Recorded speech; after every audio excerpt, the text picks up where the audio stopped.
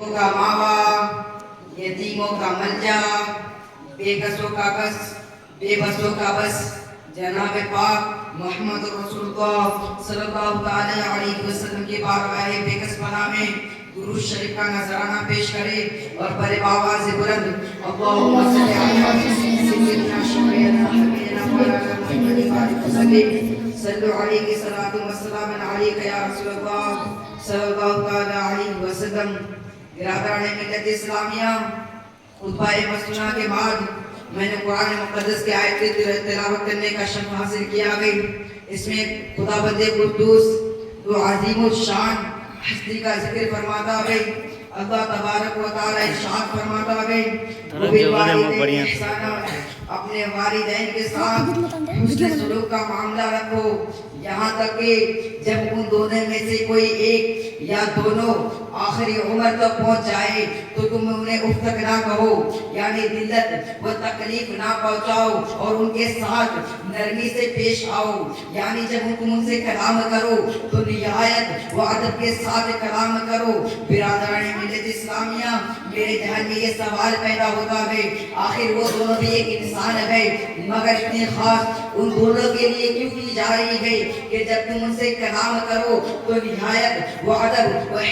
احترام کے ساتھ کلام کرو۔ میرے ذہن کے سطح پر یہ سوال پیدا ہوتا ہے کہ ماں کی محبت کیا ہے، ماں کے احسانات کیا ہے، تو ماں کی مہربانی اپنی دامن تھام لے گی، ماں کا لطف و کرم آپ سے سوال کرے گا، بیٹا بھول گیا میں ہی ہوں جس نے تمہیں اپنے خون کو دودھ بنا کر پلائی ہے، بیٹا بھول گیا میں ہی ہوں جب تم بستر پر پیشاب کر دیا کرتے تھے تو میں تمہیں دوسری جانب سلا دیا کرتی تھی،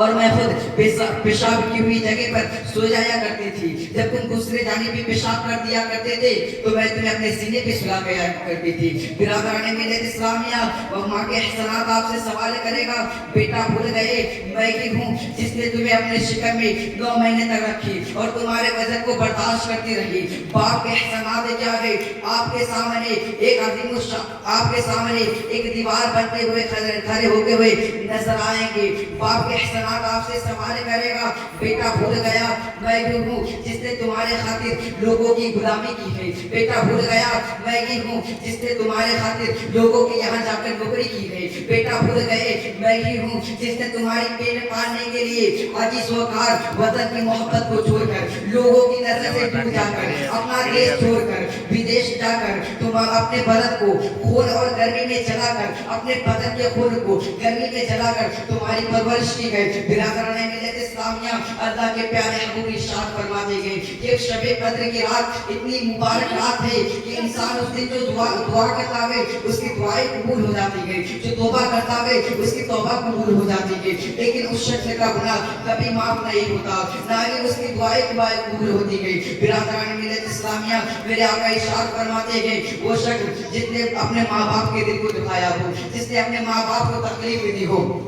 جس نے اپنے ماں باپ کو تکلیف دی ہو، جس نے اپنے ماں باپ کے ساتھ وفاداری نہ کی ہو۔ برادران ملت اسلامیہ، ایک ماں اپنے بیٹے سے کس قدر محبت کرتی ہے، ماں کے احسانات کیا ہے؟ ام المؤمنین حضرت عائشہ صدیقہ رضی اللہ تعالی عنہا ارشاد فرماتی ہے کہ ایک عورت اپنے 2 بچوں کے ساتھ میرے پاس بھیک مانگنے کے لیے آتی ہے، میں نے انہیں 3 کھجور دے دی، وہ اس عورت نے اپنے دونوں بچوں کو ایک کھجور دے دی اور خود ایک اپنے منہ میں ڈال دی۔ دونوں بچے نے جلد سے جلد کھجور کھا کر ماں کے منہ کو دیکھنے لگتے ہیں، ماں کے منہ کو تاکنے لگتے ہیں، ماں کی ممتا جاگ اٹھی، ماں کے دل کو یہ گوارا نہ ہوا کہ بیٹا منہ کو تاکتا رہے اور میں کھجور کو ہلکے کے نیچے اتار دوں، ماں کے محبت جھوم اٹھی، ماں کے محبت کو یہ گوارا نہ کیا کہ بیٹا منہ کو تاکتے رہے، میں کھجور کو ہلکے کے نیچے اتار دوں، ماں منہ میں ڈالی ہوئی کھجور دوبارہ باہر نکال لیتی ہے اور اپنے دونوں بیٹے کو نفس تقسیم کر دیتی ہے۔ برادران ملت اسلامیہ، ایک بستی میں ایک بڑھیا رہتی تھی، اس کا ایک بیٹا تھا، اس کے سوا اس خاندان کھیتی میں اس کا کوئی نہیں تھا۔ اس بڑھیا نے اپنے بیٹے کو بڑے پیار و لاس سے پال کر جوان کیا۔ برادران ملت اسلامیہ، بیٹا جب جوان ہو گیا تو ماں کے دل میں خیال آیا بیٹے کی شادی کرا دوں، تو برادران ملت اسلامیہ، ماں بیٹے کو دیکھ کر خوشی سے جھوم اٹھتی ہے، ماں کا دل خوشی سے جھوم اٹھتا ہے۔ برادران ملت اسلامیہ جب ماں سوچتی ہے کہ بیٹے کا دن جوان ہو گیا ہے، میں اپنے ویران گھر میں روشنی لاؤں گی، میں اپنے ایک گھر کے لیے ایک زینت لاؤں گی جو ہمارے گھر کو زینت بخشے گی۔ برادران ملت اسلامیہ ماں سوچتی ہے اور میرے بڑھاپے کا سہارا بنے گی، یہ سوچ کر بڑھیا لڑکی کی تلاش میں نکل جاتی ہے۔ آخر کچھ عرصے کے بعد لڑکے کی شادی ہو جاتی ہے، ایک دلہن گھر میں آتی ہے، ماں دلہن کو دیکھ کر خوشی سے جھوم اٹھتی ہے، خوشی سے ماں کا خوشی سے جھوم اٹھتا ہے۔ برادران ملت اسلامیہ وہ بڑھیا اس امید میں تھی کہ آنے والی دلہن میری خدمت کرے گی، میری بڑھاپے کا سہارا بنے گی، بلکہ نتیجہ اس کے خلاف نکلتا ہے۔ وہ بیٹا جس کو دنیا کی تمام مصیبتوں کو جھیل کر پال کر بڑا کی ہے، برادران ملت اسلامیہ وہ بیٹا جس کو خود بھوکی رہ کر کھلائی ہے، وہ بیٹا برادران ملت اسلامیہ وہ بیٹا بی بی کی بات میں آ جاتا ہے اور بی بی کہتی ہے کہ اگر یہ بڑھیا گھر میں رہے گی تو میں کبھی ہی گھر میں نہیں رہوں گی۔ برادران ملت اسلامیہ وہ بیٹا کہتا ہے کہ میں اپنے ماں کو تم سے دور رکھوں گا، بہت دور رکھوں گا، جہاں وہ تمہیں نظر بھی نہ آئے گی۔ برادران ملت اسلامیہ اور بیٹا کہتا ہے کہ لیکن تم کہیں مت جاؤ۔ بیٹا یہ کہہ کر کھڑا ہوتا ہے اور ماں کو گھر سے نکال دیتا ہے۔ وہ ماں جس نے خود بھوکی رہ کر اپنے لال کو کھلایا ہے، جس نے خود پیاسے رہ کر اپنے لال کو پانی پلایا ہے، جس نے اپنے جگر سے خون کو دودھ بنا کر پلایا ہے، وہ ماں کو نکال دیتی ہے۔ وہ ماں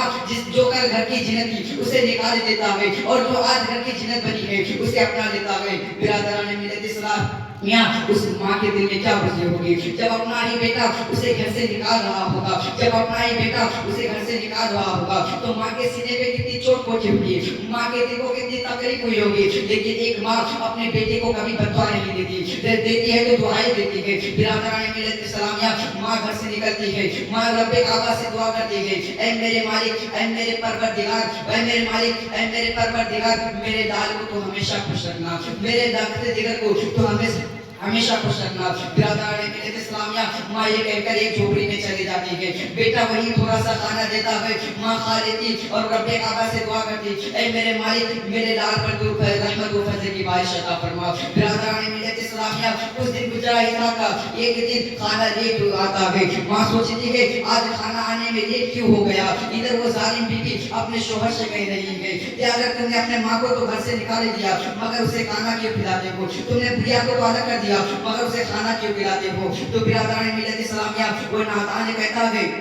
برادران ملت اسلامیہ وہ بی بی کہتی ہے یعنی کہ تم مجھ سے زیادہ اپنے ماں سے محبت کرتے ہو۔ برادران ملت اسلامیہ وہ نادان کہتا ہے میں تم سے زیادہ کسی سے محبت نہیں کرتا ہوں۔ تو وہ ظالم بی بی کہتی ہے اگر تم مجھ سے زیادہ کسی سے محبت نہیں کرتے ہو تو اپنے ماں کا کلیجہ میرے سامنے لا کے رکھ دو۔ برادران ملت اسلامیہ وہ نادان کھڑا ہوتا ہے اور کہتا ہے یہ تو میرے چند منٹ کا کام ہے، یہ تو میرے بھائی ہاتھ کا کھیل ہے، یہ کہہ کر چھری اور تشتری لے کر چل دیتا ہے۔ ادھر ماں دروازے پر انتظار کر رہی ہے کہ میرا بیٹا آئے گا، ضرور آئے گا، کھانا لے کر آئے گا۔ ماں سوچتی ہے شاید کھانا پکنے میں لیٹ ہو گئی ہوگی۔ ادھر وہ بیٹا چھری اور تشتری چھپائے آتا ہے، ماں پوچھتی ہے بیٹا آج اتنا لیٹ کیوں آئے۔ تو بیٹا کہتا ہے بس یوں ہی، یہ کہہ کر اچانک کھڑا ہوتا ہے اور ماں کے سینے کو چاقو سے حملہ کر دیتا ہے، ماں کے سینے کو چیر دیتا ہے، ماں کے سینے کو پھاڑ دیتا ہے۔ وہ اسی سینے کے خون کو دودھ بنا کر پلائی تھی، سینہ چیر دیتا ہے، بری ماں کے سینے سے خون کا فوارہ جاری ہو جاتا ہے۔ بری ماں ہاتھ کو تڑپ رہی ہے، اسی ہاتھ سے لوری دے کر سنائی تھی، اسی ہاتھ سے تبری دے کر سنائی تھی۔ برادران ملت اسلامیہ